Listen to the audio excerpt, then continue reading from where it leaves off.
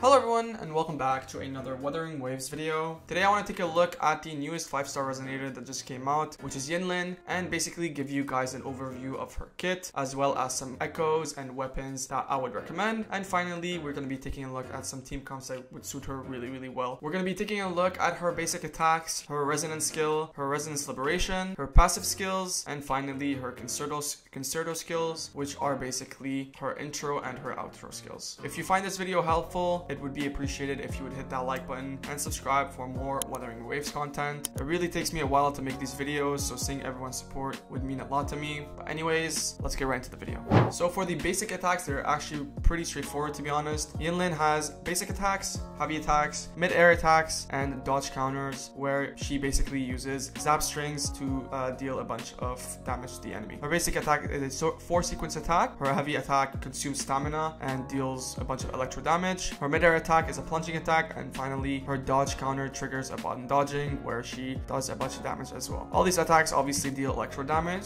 so honestly nothing really too special about it. Her sequence of attacks is very special in terms of how it looks. The design has been really good in terms of what Kuro Games has done, so it's really good.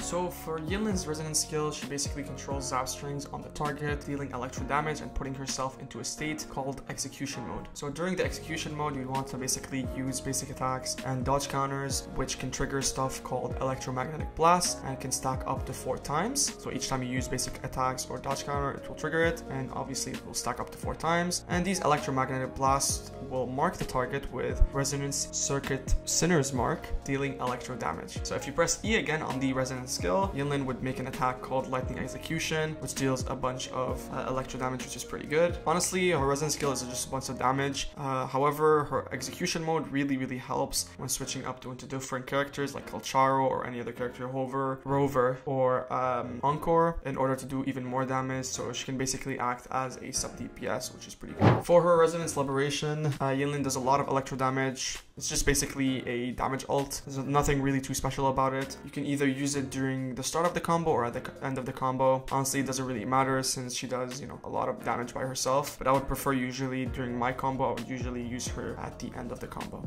So Yinlin's passive skills is the best in her kit, and this is where she shines the most in my opinion. For her fourth skill, Yinlin consumes all her bars that she gets from using her active skills, so stuff like resonance skill and basic attacks, and uses a skill called Chameleon Cipher, which deals a bunch of AoE electro damage, which is pretty good. When it hits the targets, it will replace the Sinner's mark from her skill into punishment mark, which lasts for 18 seconds, which is pretty good. So basically what you want to do is you want to use basic attacks and resonance skills to create the Sinner's mark, and then at the end of the combo use the fourth circuit to replace it with a punishment mark. So during punishment mark, when you hit people that are hit with that mark, it will create lightning damage, or lightning will fall on them and deal electro damage, which can be triggered once per second, which is pretty good. Yinlin has 2 inherent skills called Pain Immersion and Deadly Focus. For Pain Immersion, when she uses her first E, Yinlin's crit rate will increase by 15% for 5 seconds, which is pretty good. It's really good passive that Yinlin has that makes it easier for,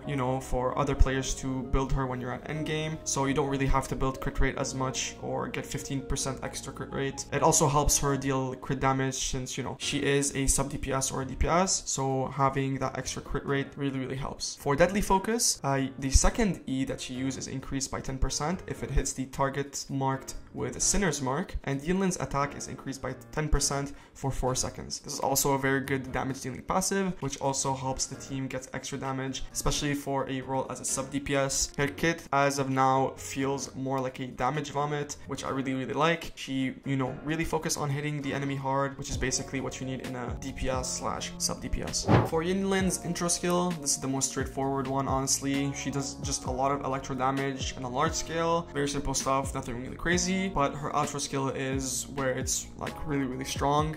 She gives other characters 20% of electro damage and 25% extra resonance liberation damage for 14 seconds or until the character is switched. This is the most busted effect on her except for her passive. She basically gives the main DPS a lot of damage, which is basically what you need in a sub DPS, and this is basically where you deal most of the damage off other characters using, Yinlin's kit.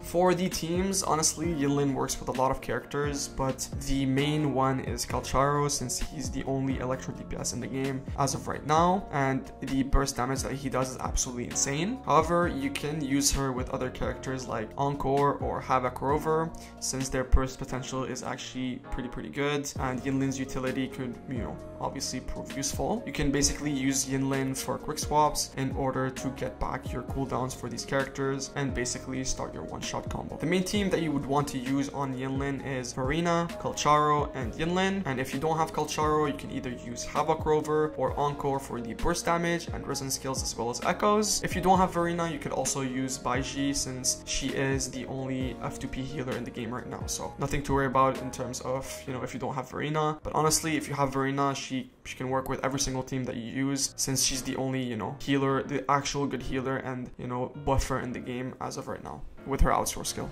For weapons, honestly, her signature weapon, String Master, is the best to use, but obviously there are other options that you can use as well on her. You can use Cosmic Ripple, which is the other 5-star weapon that you can use, or either Augment for the crit rate increase, or Jinzo's Keeper for the attack percentage. Honestly, any weapon that has damage, so stuff like crit rate or attack percentage or crit damage, would work really well on her. Even some 3-star weapons are actually not that bad. This makes her really F2P friendly for players who don't really want to spend money on the game, so very good character to have. For her echoes, using Full Void Thunder set is the best option, since it gives her extra electro damage. A 4-4-1-1-1 lineup is actually pretty good.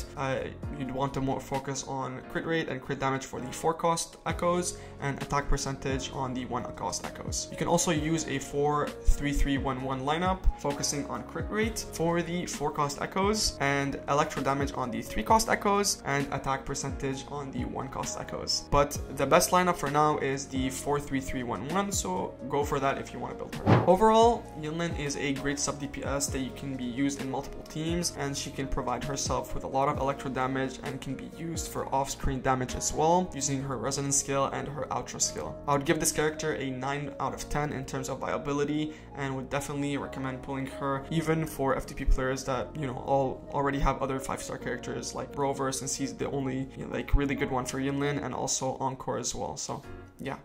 So that was basically it for the video. If you guys enjoyed the video, please make sure to leave a like and subscribe for more Wuthering Waves content. If you want to see other guides on other characters, please let me know in the comments down below.